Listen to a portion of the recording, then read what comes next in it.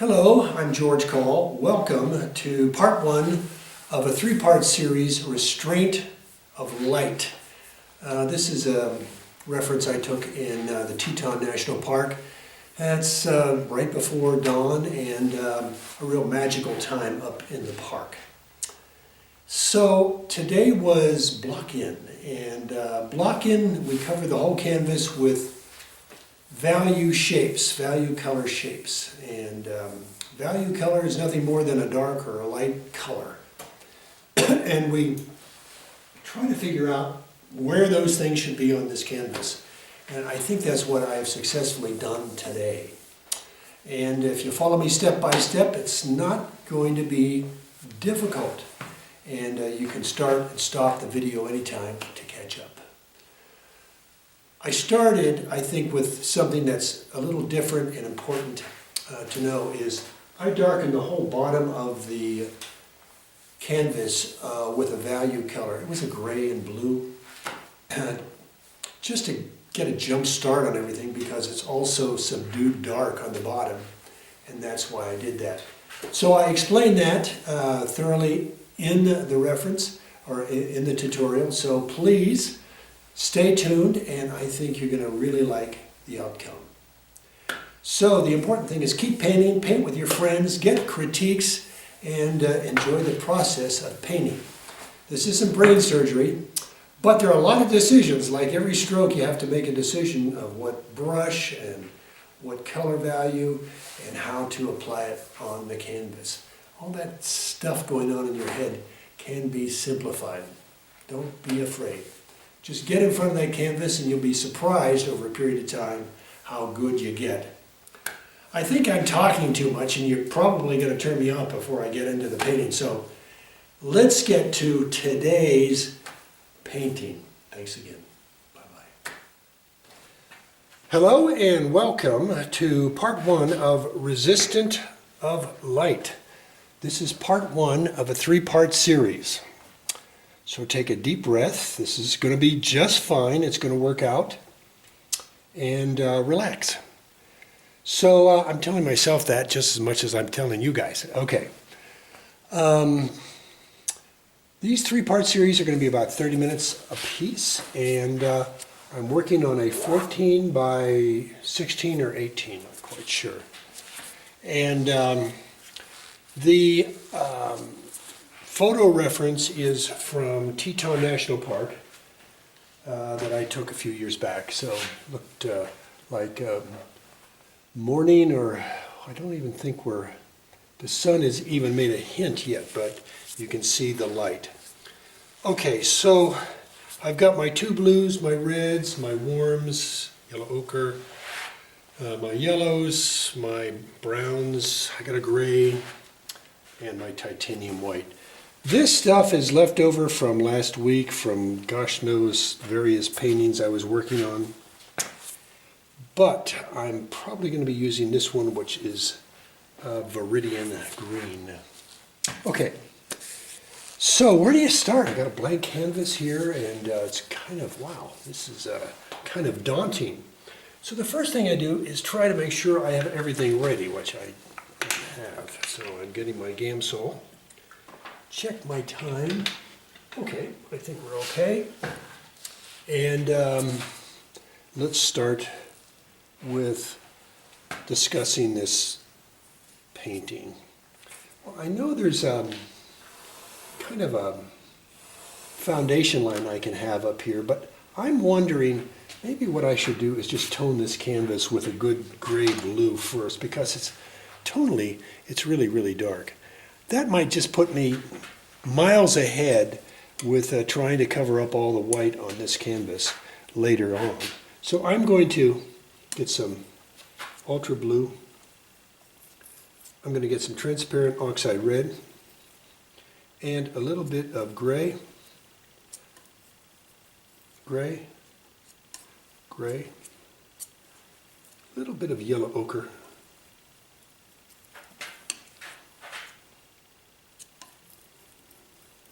just to add a little bit of warm in all these cools. And I hope I made a big enough pile to get this thing toned. So, let's just get a big brush. Looks like this is a, whatever this is, it's a number 10. It's a flat. I'm getting a little bit of Gamsol in here. And I'm going to go right up to the foundation line.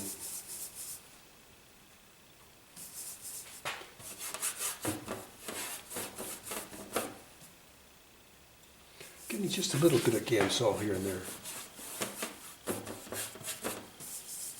And if you go a little bit above, no big problem.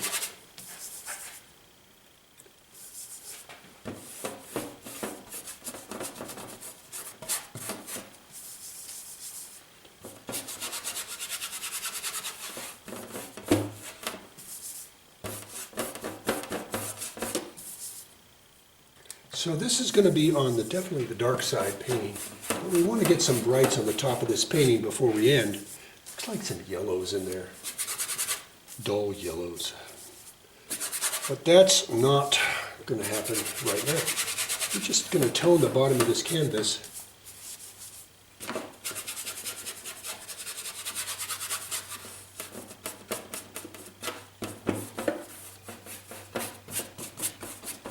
And everything's, in other words, you don't see me doing these very nice horizontal lines. I'm just trying to get in all these different, it doesn't matter. In fact, I prefer not to have these really pretty horizontal lines. Some of you, I know, you're so detail oriented, you'll be getting this thing back and forth. Just try to get into a little crazy here. Well, let's go into some ultra blue now.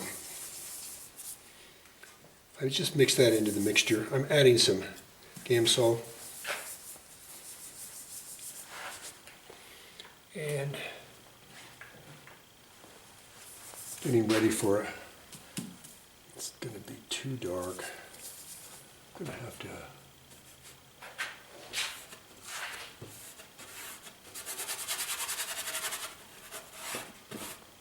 see more blue near the bottom.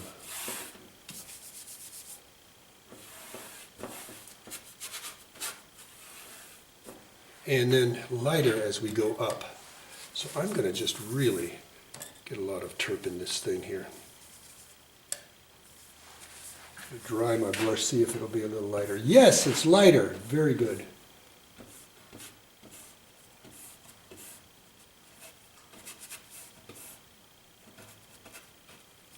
I think that's...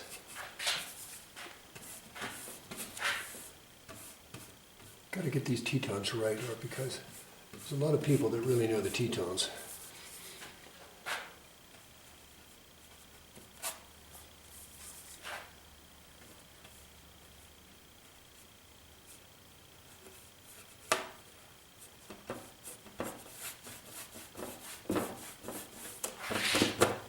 Okay,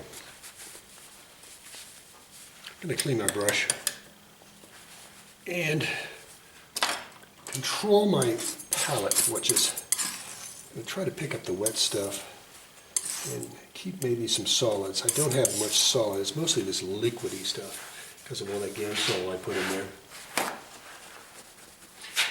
If you don't add some Gamsol to that mixture, it's going to be really, really dark. The stuff straight out of the tube, the pigment, is going to be too dark for this painting. So this is where things are going to start. So let me put a few markers in that foundation markers that I can help figure out where the shapes are going to be in this painting. So I'm mixing some blue and some transparent oxide red. And I'm going to need a lot of that. You see, I didn't add any Gamsol or anything like that. And I see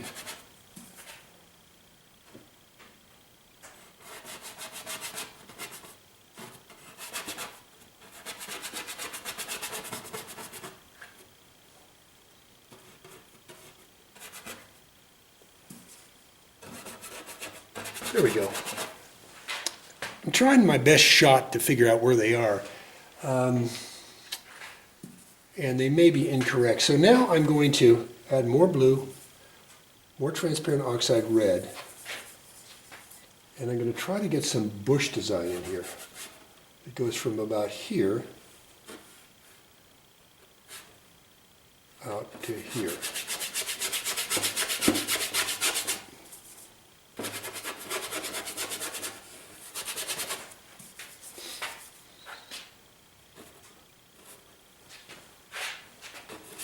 I have my computer on the left this time. That's why I keep getting in front here. All right. You're saying, okay, this is starting to take shape.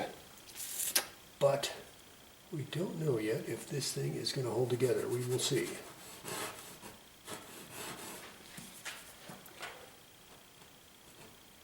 So we're going to put another couple big bushes out in here.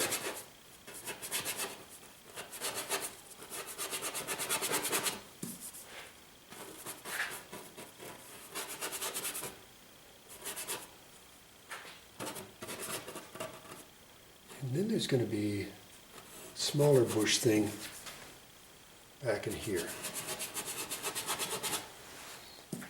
Okay, this is all foundation stuff.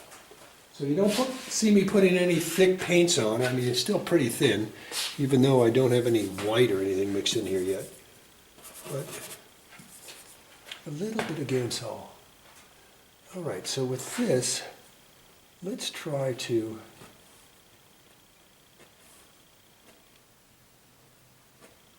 put a little bit of see how I'm doing just dot, dot, dash, dash?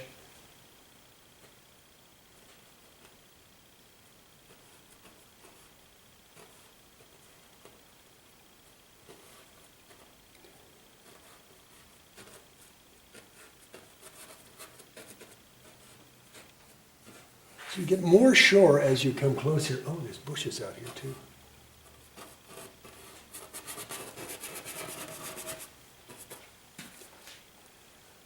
Hard to see with this reference. A lot of sage though, that's what I like about being up in Wyoming. So the Tetons are about an 8-hour drive from Loveland, where I'm at.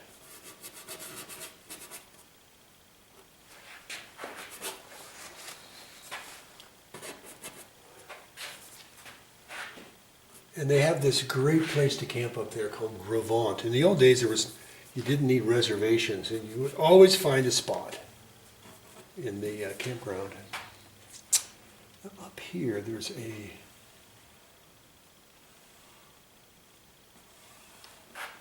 let me get these a little higher.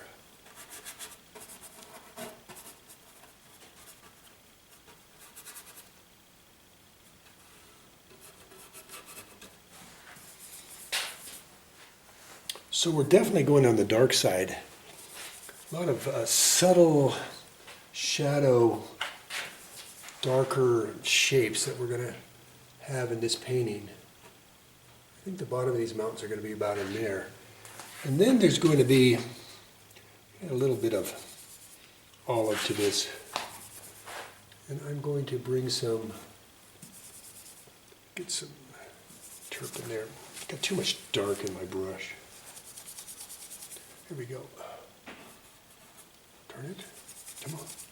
Get more Gamsol in there. There we go.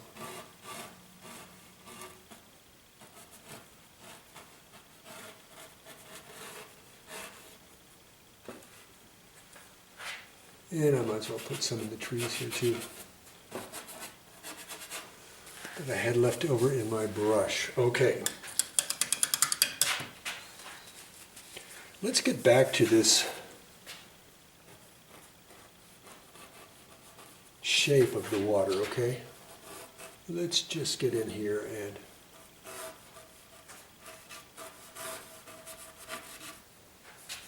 keep messing with this.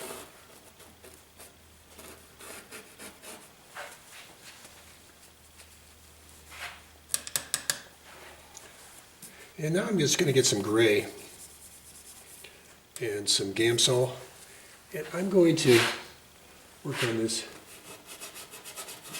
area in gray. I know there's water and all kinds of neat designs in there, but for now I want to just work on some basic shapes. Sorry to be in front of the camera.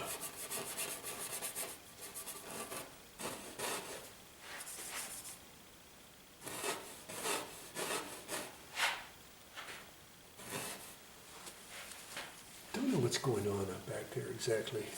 I have to skinny this thing up, don't I? And let me go back to gray, right in here.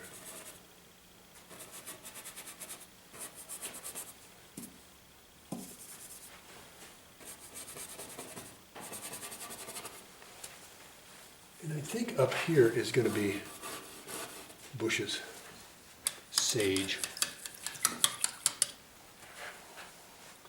Now, this is just a lot of thin paint, and I'm losing track of what is where. So I'm going to just move it out of here. Get it off to one side. All right, let me check the time. Doing good.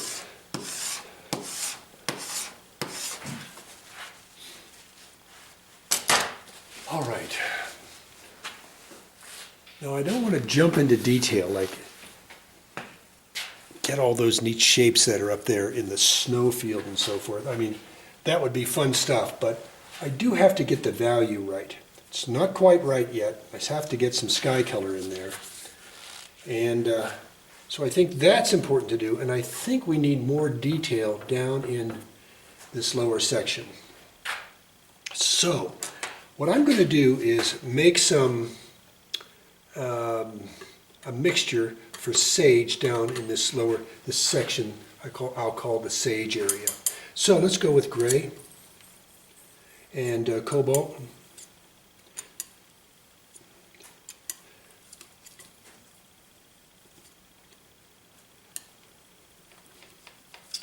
So it's gray, blue, and you're going to need a lot of it. Gray and blue.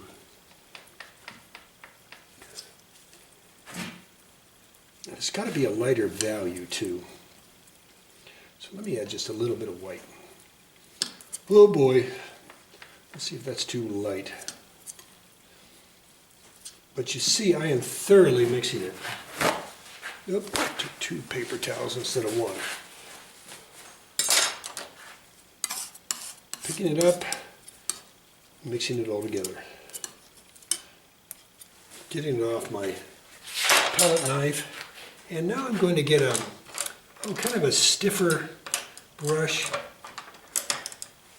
So I think I'll get this Da Vinci number 6. See if that can, I need some turp in there. There's some rim salt. And let's make some bushes. They're showing up, aren't they?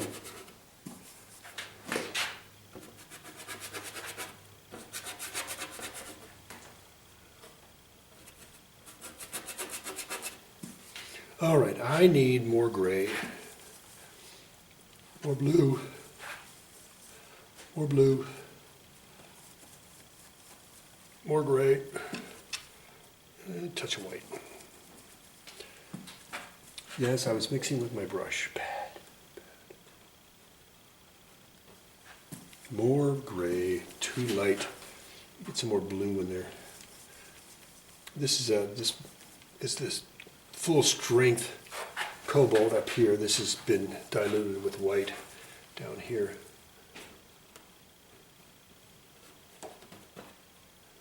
Might be a little too light.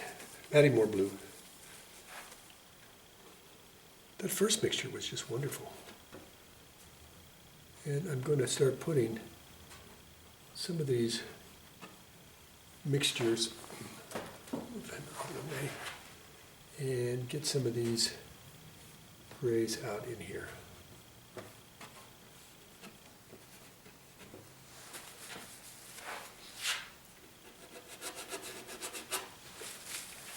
And then if you have a little bit of dark left over,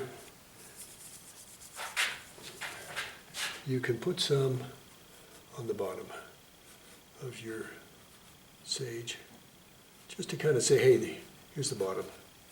This is kind of a purple. I just threw some blues and reds together down here.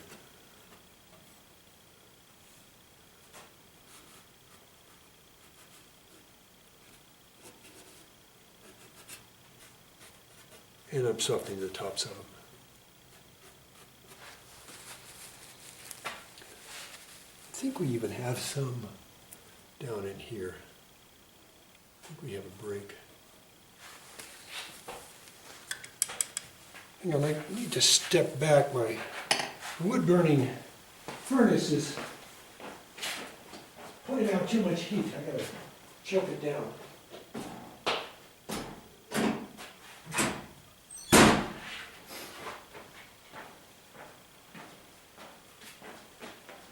Okay, let's get up in the mountains and get the right values up in here.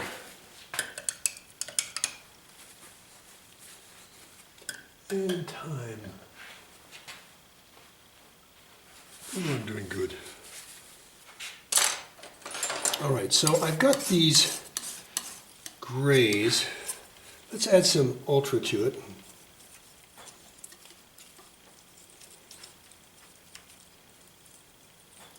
And some white. Oh, darn, I had some green contaminated in there. But let me see if I can bring that back. There it is. I will see if that is what I am looking for. Okay, let's get a little bit different brush here to start our next little adventure. So I'm going to pick this number 8. It's really a flat thing here. It's really short. I think one of my students left it here. I have an in-studio class on Thursdays from 10 until whenever, and it's a lot of fun. I need more ultra in this thing.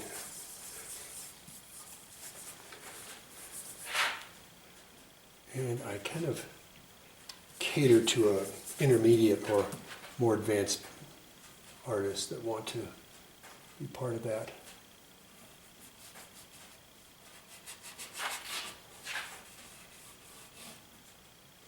And it needs to go a little lighter, I think, as we go farther north.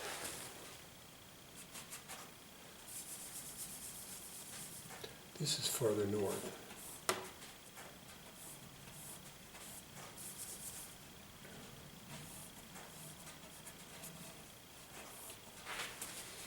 Just don't get too hung up on detail. Just try to get the right value in.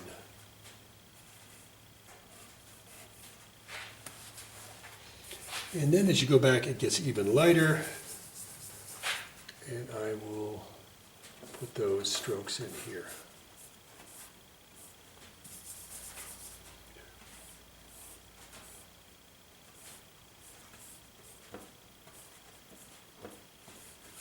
I want to try to eliminate some of those hard edges I have.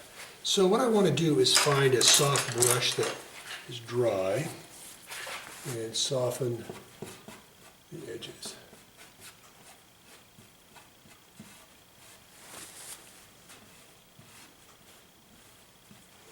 And I need darker stuff right in here. And in a few places down in here.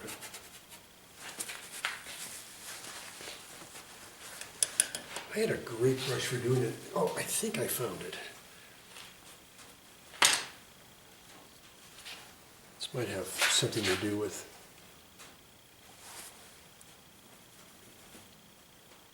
eyebrow stuff. Just real soft.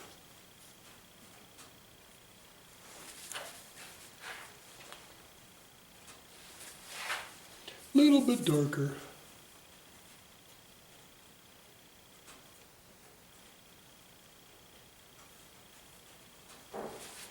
All right, having trouble with this brush, the hairs come out of it. So your wife's cosmetic drawers can be safe. Get them from Home Depot or something, or Hobby Lobby.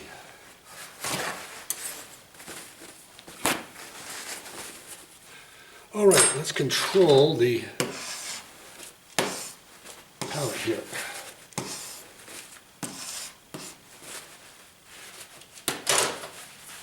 Now, as much as I think I'm an automatic pilot here, I really have to keep in mind what I'm doing, or things can really go south quick.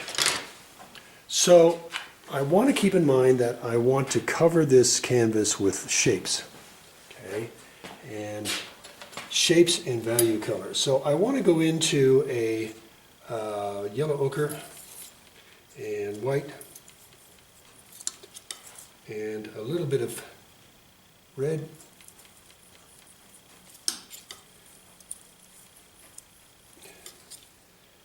and some more white, some more white,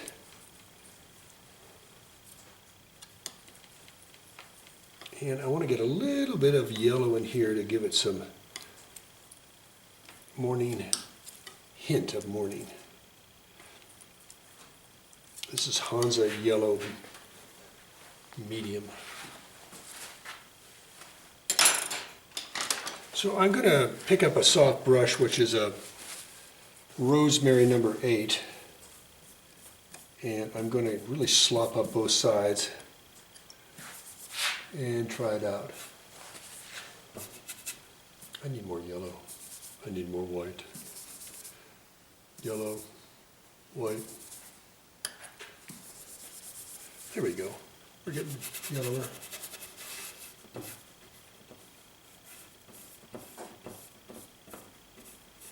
And up here I'm trying to cover the edges, so I run right into the mountain here.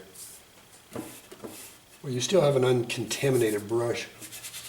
Get the upper area. Oh, got contamination already. And then run it into the mountain.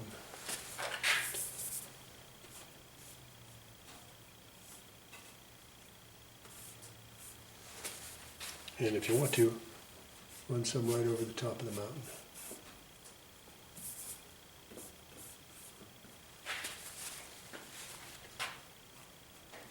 And I'm just softening my edges. This really is a nice soft brush, this Rosemary Long Flat Series 270. It's very nice.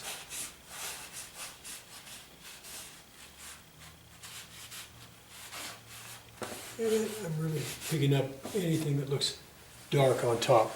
Let me get back and see how that value looks. I think that might work just fine. Yeah. Okay. Let's get down and carve out the stream. So, when I carve things out, you want something a little bit harder edge, like a chisel when you say carve. So I get something a little stiffer and maybe has a nice edge to it. So I'm going to go back to this Pro Stroke number 8. It's short, it's got a strong edge on it. And I'm going to clean it up with some turp and pick up some of the dark stuff in the stream.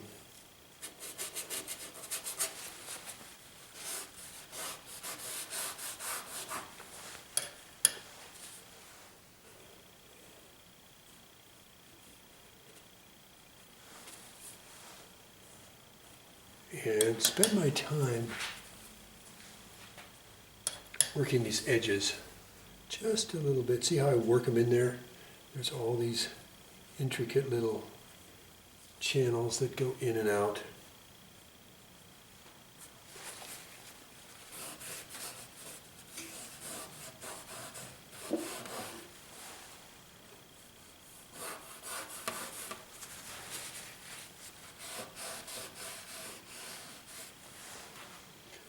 And I think I'll leave it darker as it comes closer to us, the stream bed. I think the brightest bright's going to be up in there.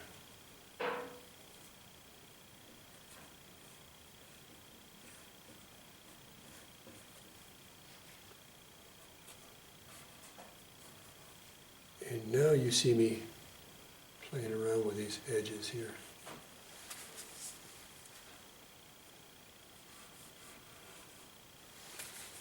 And maybe get a little dark in a few places like here. If I'm going to do dark, you better do some transparent oxide red and brown. Or I mean, and blue. Did that a little too much, sorry. Too much blue, more brown.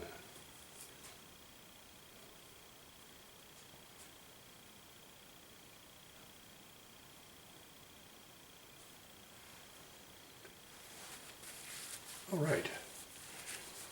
At the very end, let's double check to see if the dark trees are in the right place. Because I have this brush, I have some blue, I have some transparent oxide red, a little brown, a little bit of yellow ochre. And we're just going to get some of these. I threw a little viridian in here too, and to kill the brown.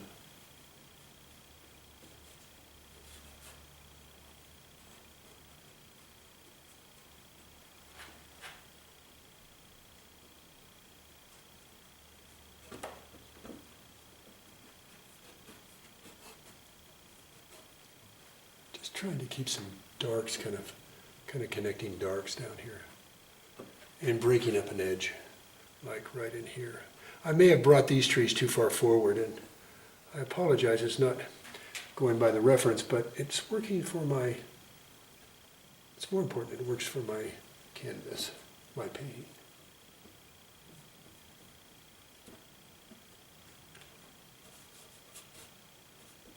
Bring these guys down.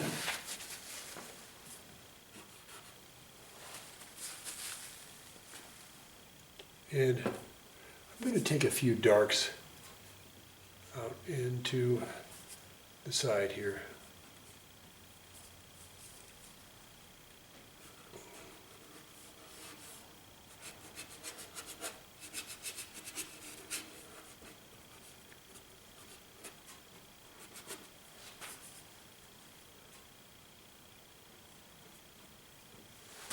Okay, that should do it. All right, tomorrow we will work on balance, making things darker, lighter, richer in color. And that's part 2. And part 3 is going to be the detail part. The mountains need a lot of work, and all this foreground needs a lot of work, but I think if you have a bigger canvas like I have to try to finish it in an hour and a half over 3 sessions, it's going to be a little bit of a stretch. So it's not going to be the most defined painting I had, but I think it's going to have some good shapes and good values. All right, I think for part 1, I think it's just fine. And with that, I'm going to bring part 1 to an end, and hope yours goes as well as mine did. I think it's going to do just fine. Thanks for coming by.